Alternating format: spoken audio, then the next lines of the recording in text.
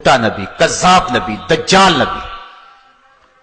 پھر اس کے بعد بات نہ بنی، صرف ایک دن رہ گیا اور آتھم عیسائی پادری اچھا بلا پھر رہا ہے، تو پھر اس نے عبداللہ سنوری اور میاں حامد علی کو چنے دیے۔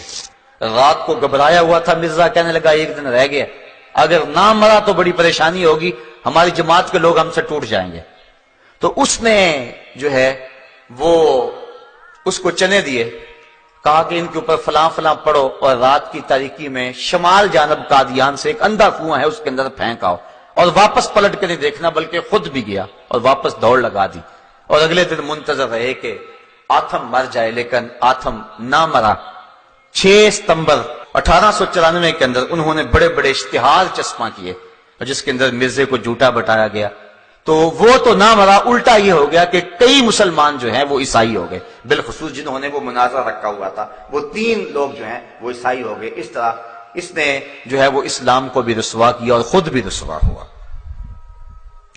پھر اس نے ایک نئی پیشگوئی گھڑی، کہنے لگا کہ 1887 کے اندر میرے ہاں ایک بیٹا پیدا ہوگا جو بڑا متبرک اور بابرکت ہوگا، اور اس کی بڑے فضائل بیان کیے۔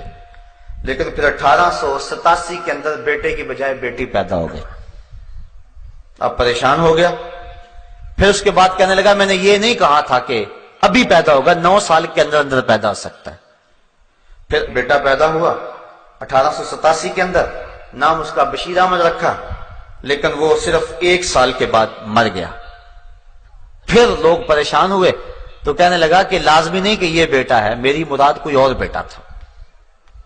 پھر اس کے بعد 1899 میں ایک بچہ پیدا ہوا، اس واقعہ کے 12-13 سال بعد، اور پھر اس پر بڑی خوشی منائی گئی، اس کا نام مبارک رکھا گیا، اور اس طرح کہا گیا کہ یہ وہی بیٹا ہے جس سے بڑی برکتیں ظاہر ہوں گی۔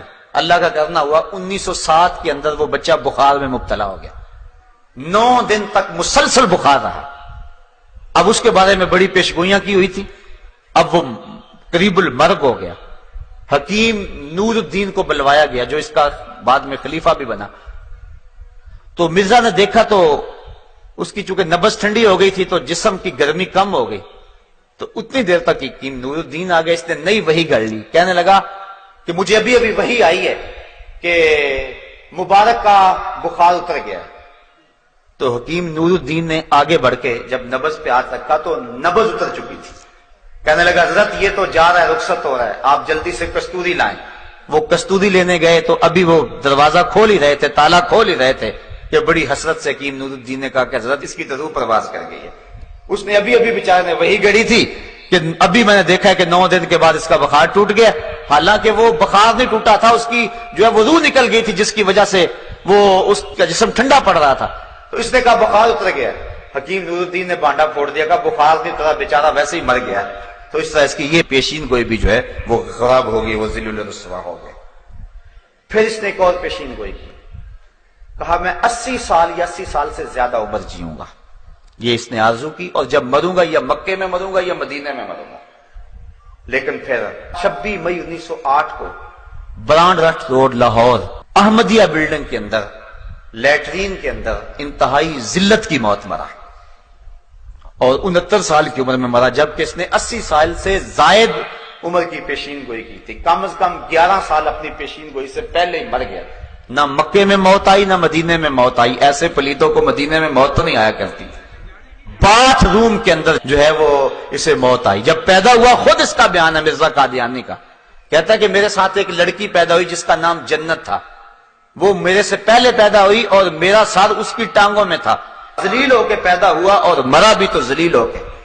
اس طرح جھوٹی نبوت کا یہ دعوے دار ذلیل و رسوا ہو کر جہانی ہو گیا اور اس دنیا سے چلا گیا، اور ذلت اور کمینگی کی زندگی بسر کر کے جو ہے، لیکن امت کے ایک بہت سارے طبقے کو اذیت میں مبتلا کر گیا اور ان کو دکھ دے گیا، ساتھ ہی کتنے لوگوں کا ایمان خراب ہو گیا۔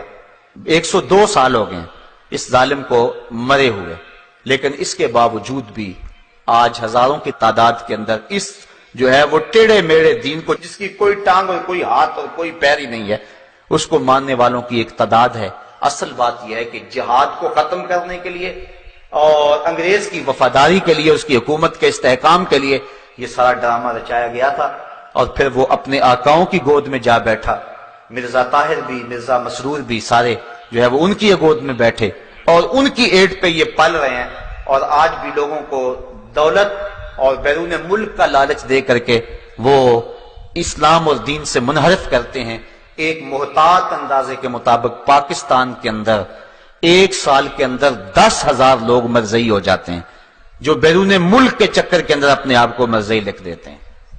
مرزئی ختم نبوت کا باغی ہے، مرزئی رسول اللہ کا دشمن ہے۔ کل قیامت کے دن کیا جواب دیں گے رسول کریم کے سامنے کہ چند ٹگوں کے لیے اپنے آپ کو مرزئی لکھ دیا۔ بعض لوگ کہتے ہیں چلو جی ہم جا لیں پھر اس کے بعد صحیح ہو لیں گے۔ یہ گکھڑ میں ایسا واقعہ ہوا، 4-5 سال ہوئے ہیں، ایک شخص نے مرزئی لکھا، پھر مہلت نہ ملی، موت آ گئی، پھر مسلمانوں نے قبرستان سے بھی نکال کے باہر پھینک دیا، نہ خدا ہی ملا نہ وصال صنم، نہ ادھر کے رہے نہ ادھر کے رہے۔ دنیا پہ بھی رسوائی اور آخرت کا بھی عذاب علیم۔ صاحب وہ کبھی بھی ٹگوں پہ، پیسوں پہ، دولت پہ، اقتدار پہ اپنے ایمان جیسی متاع عزیز کا سودا نہ کرو۔ سب سے قیمتی متاع ہمارا ایمان ہے۔ لاکھوں کروڑوں اربوں کھربوں لوگ بھی قدموں میں ڈال دیں، ہمارے نبی نے فرمایا تھا یا عمی لو وضع الشمس فی یمینی والقمر علی یساری، اے چچا اگر چاند کو میرے دائیں ہاتھ میں رکھ دیں اور سورج کو بائیں ہاتھ میں رکھ دیں، جہان بھر کے خزانے میرے قدموں میں ڈھیر کر دیں، محمد بتوں کو پھر بھی جھوٹا ہی کہتا رہے۔ یہ کیا ہوا چند ٹگوں کے لیے لوگ دین بدل رہے ہیں؟ مرزئی ختم نبوت کا باغی ہے، اس سے اپنے آپ کو دور رکھیں۔ بعض لوگوں کو بڑی ہمدردی پیدا ہو جاتی ہے، جی ان سے بائیکاٹ کریں گے، ترس آتا ہے، وہ بھی ہمارے معاشرے کے لوگ ہیں۔